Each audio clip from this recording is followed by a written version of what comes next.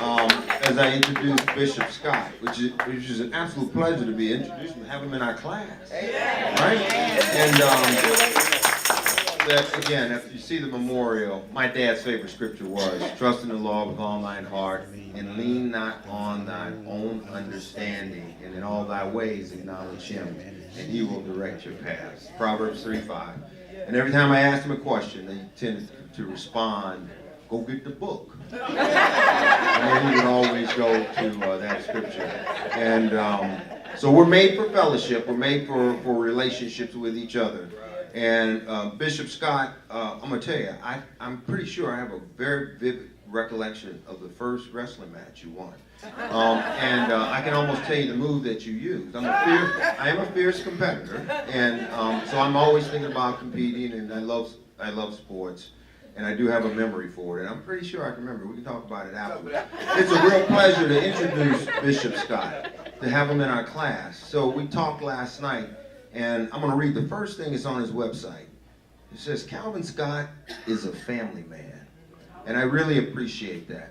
I think that he has we talked last night, I've looked for ways for several years to have an impact on the inner city. I spent a fair amount of time up in Detroit with Quicken Loans, talking to them and just searching ways. And so I came here with the idea of talking to Mickey and Bishop Scott about, how I could potentially even give money to the churches to just, for as long as they're doing something in the community. First thing out of his mouth, he's talking about impacting the community. And the things and he gave a complete rundown on what he had been doing over the years. Starting off with, I think it was, I got saved 38 years ago. So I said, all right, we're 40th reunion. So I mean, that happened after we graduated from high school. But more importantly, there's a lot of ministers. I had a cousin, older cousin back when I was a young man. She said, Byron, boy, all kinds of people preaching nowadays. Preaching and got to be big business, boy. And I've never forgotten her saying that.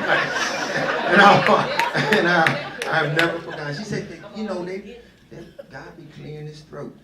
They think they calling his their name. And so Bishop Scott sat and talked to me from a perspective of taking a biblical view to the community and impacting it in multiple different ways of trying to impact young people and really having a heart for it and describe what he was trying to do. Now, I interview a lot of people, Bishop Scott. I interact with a lot of people on a business level, and I have a very critical way of judging what I think someone is doing. Last Tuesday night, I was at the New York Stock Exchange. It was the CEO of the Year award, and only CEOs of New York Stock Exchange companies are invited, and I'm there. You could have taken a seat at that table, given what you told me last night. And you said you had a vision, you had a strategy, and here's the key. With ever being a CEO, you got to be able to execute. That's right. You can have as much of your people talk, they got a vision, they don't have a strategy. And then some might have a strategy, but they don't have the ability to execute.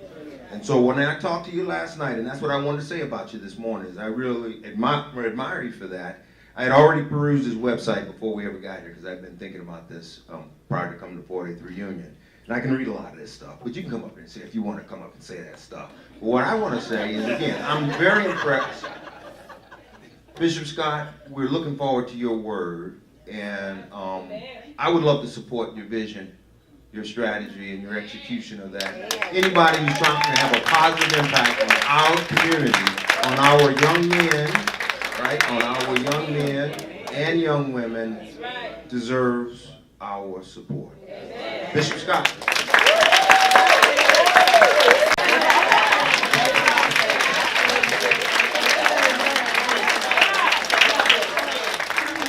Can we say amen, everybody? Amen. Why y'all can take y'all seats? I'm at church now.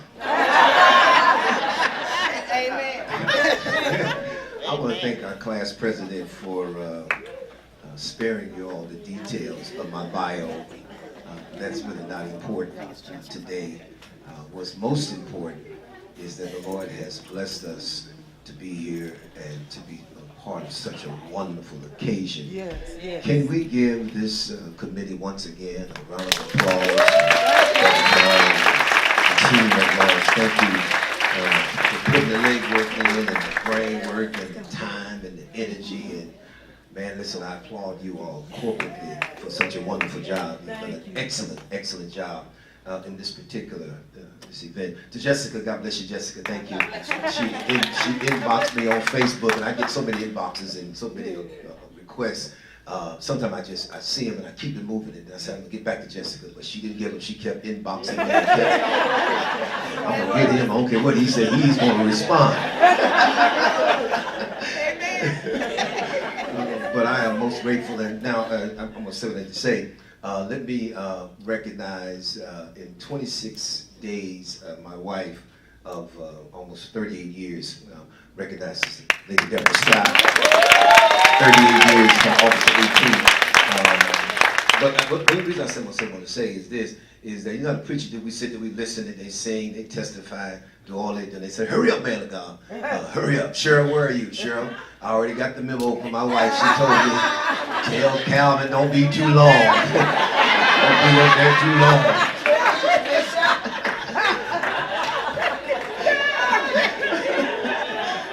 So I got the memo, Cheryl, and I hope you're not in a hurry. I've sat and listened, and y'all testified for about an hour. Then you want the preacher to take 5 minutes. The devil is a lie.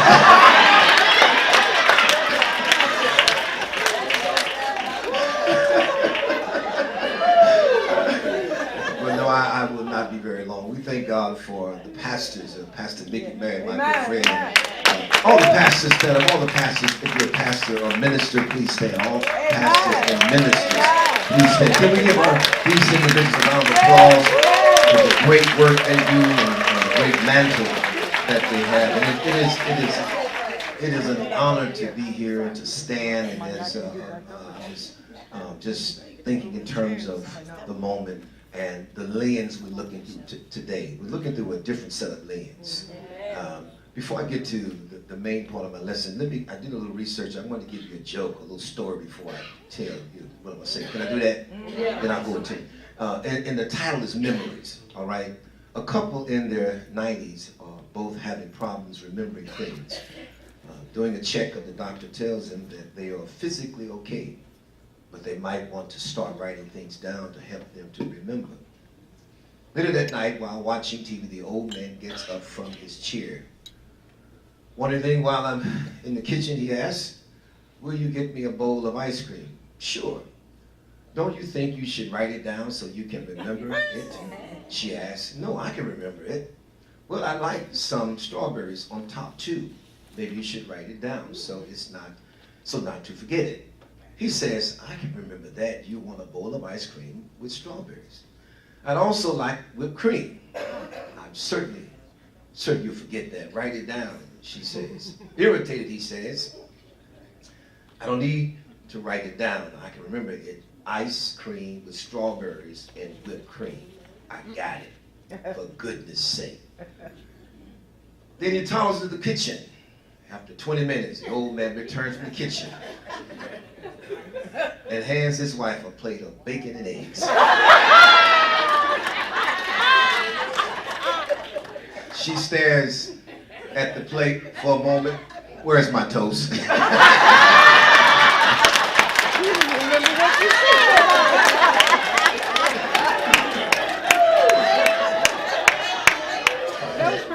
moral of the story is nothing embraces the good old days more than a poor memory.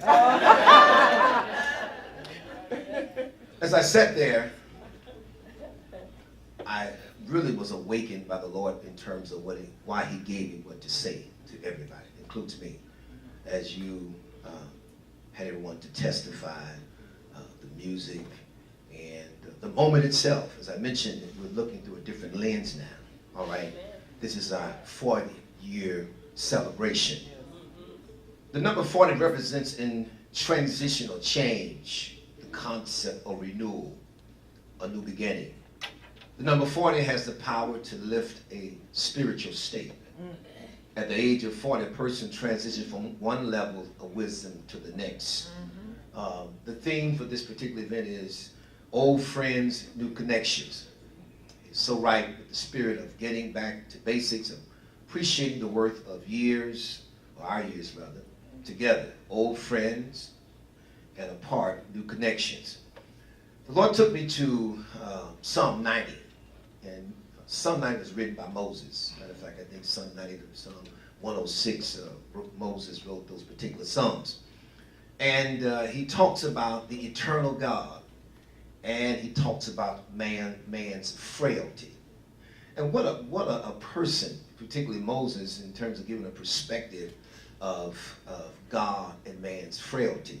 And so I'm going to read Psalm 9. I want you to listen to it as I share it you from Moses' perspective in terms of the experience of God and life itself. He says in Psalm 9, he says, Lord, you have been our dwelling place in all generations, before the mountains were brought forth, or even wherever you had formed the earth and the world. Even from everlasting to everlasting, you are God. You turned man to destruction and saved eternal children of men. For 1,000 years in your sight is likely, or like yesterday when it passed, and like a watch in the night. You carried them away like a flood. They are like sleep. In the morning they are like the grass which grows up. In the morning it flourishes and grows. In the evening it is cut down and withers. For you have been consumed, for we have been consumed by your anger, and by your wrath we are terrified. You have set our iniquities before you, our secret sins in the light of your countenance. For all the days have passed away in your wrath. We finish our years like a sigh. The days of our lives are 70 years, and if by reason of strength they are 80 years. Yet their boast is only labor and sorrow. For it is soon cut off, and we fly away. Who knows the power of your anger? For as the fear of you, so is your wrath. So teach us to number our days, that we may gain a heart of wisdom. Moses said, teach us, given the backdrop of life, given the backdrop of reality, given the reality that as we're joking and laughing and we're sharing from a perspective we didn't have 20 years ago. We didn't have 30 years ago. We're talking about retirement now. We're talking about, brother talked about in 10 years we'll be in Delmar Gardens. Max said that. Again, the devil is a lie. So teach us, Lord, to number our days, that we may apply our hearts to wisdom. Help us to realize the brevity of life, how faint life is. Help us to know how to apply wisdom. When I was a young man, Brother Byron, of course being an athlete, I could leap over 5 to 6 foot fence, run, just leap. Think about it. I can do this. I've done it. But at 58, no. Because I think about the consequences. Now, come on, somebody. I think about what if my front foot, forget the back foot, don't make it over. That means the rest of me is not getting over. So teach us to number our days and to apply wisdom. 3 areas. Number 1, as we title this with growing gracefully and growing in wisdom. Everybody say growing gracefully. Growing gracefully. And growing in wisdom. And growing in wisdom. The first area we want to grow gracefully and grow in wisdom is life. Life. James says, come now, you who say today or tomorrow we will go to such and such a city, spend a year there, buy and sell and make a profit. Whereas you do not know what will happen tomorrow. But what is your life? It is even a vapor that appears for a little time and then vanishes away. Instead, you ought to say, if the Lord wills, we shall live and do this or that. That's right. This is something to think about now. We're here today, and we have such a God perspective today. We didn't have this to this degree, this magnitude, 40 years ago. No. Didn't have it. Just running and doing stuff. All of a sudden now, 40 years later, life has changed. It's changed. We're not the same person we used to be. Same person would suggest you have not changed. We've changed for the good, the bad, and the ugly. But we've changed. And so the thought is that Jesus said, I come that you might have life. In life more abundantly. I've come that you would overcome. I heard some of y'all mention abuse and pain and depression and whatever you've experienced in life. Amen. I come that you might have the best kind of life possible. Yes. Pass your degrees, your education, the car you drive, where you live, who you married to, the color of your hair, or no hair. Come on, y'all. We have learned how to live with less. That's right. Come on, y'all. Let's be honest now. Be honest, y'all. Yeah. If you don't mind, say neighbor, everything on your body is shrinking right now. Either shrinking or getting bigger. Glory to God.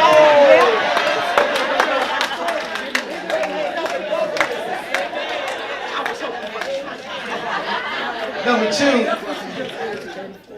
the second area that you want to grow gracefully and wisdom is hope. Yes. For he says, for I know the thoughts that I think toward you, said the Lord. Thoughts of peace, not of evil. To give an expected. I know the plans I have for you, my Lord. I know the plans I have for you. Declares the Lord. Plans for wholeness. Not evil. Yeah. Hope in the future. My wife and I, like at one more point, we're going to stop. My wife and I have 3 teenage, grown women now. Yeah. And as a pastor, environment president, thank you for the introduction, sir. Became a Christian. Gave my life to the Lord. And 3 lovely daughters. Raised them up to fear the Lord. You know how kids, they do what they want to do. They go, and that's okay. My oldest daughter got pregnant in high school, her senior year. Now keep in mind, I'm one of them cutting-edge preachers on television, Thrive in Church, community leader. My name is out there. So everything I do, if I sneeze, they know it. So my daughter gets pregnant. She's a senior. And she had already been acting crazy all the other 3 years. My.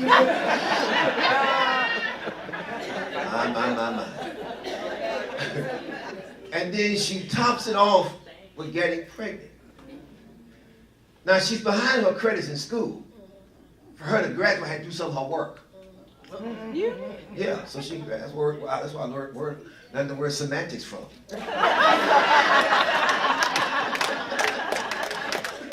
All right. So she's pregnant. And I called my wife. We were in Mobile. I buried my grandmother. I called my wife. I had been gone for several days. I said, honey, on my way home. And she wasn't excited. I said, something's going on. So I walked through the door. She said, Nikki is pregnant. And I fainted. I called my mother. I said, they're trying to kill me.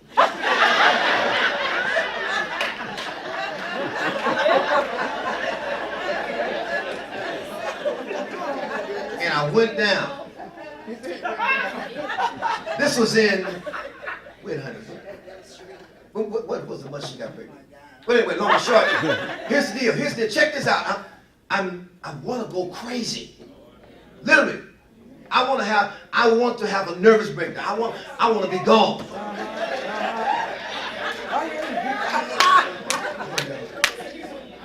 A few months later, my second daughter comes up pregnant.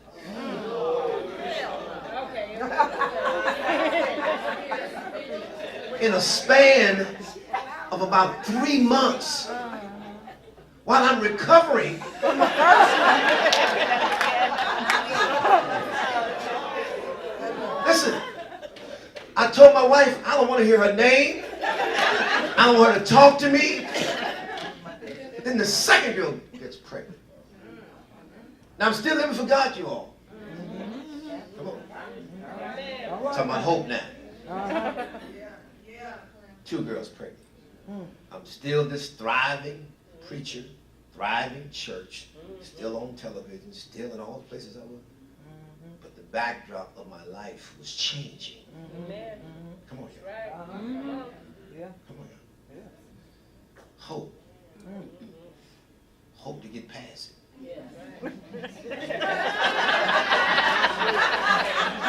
Hope that you'll love again. The hope of forgiving. That's right. Come on. Living past resentment. Living past who hurt you, who mistreated you, who left you. A person's decision will change your life. Number 3, I'm about to close. I'm about to close now. Number 3, truth. Truth. Growing gracefully. Growing gracefully. And growing in wisdom in truth. You will know the truth, and the truth will set you free. Yes, it will. Yes, it will. You will know the truth. The truth will make you free. You're growing in truth, evolving in truth. You're getting better at this thing. Life is a journey, you all. And there are stops along the way. Amen. Come on here. If I had gone to a psychologist in that moment, they would declare me clinically insane.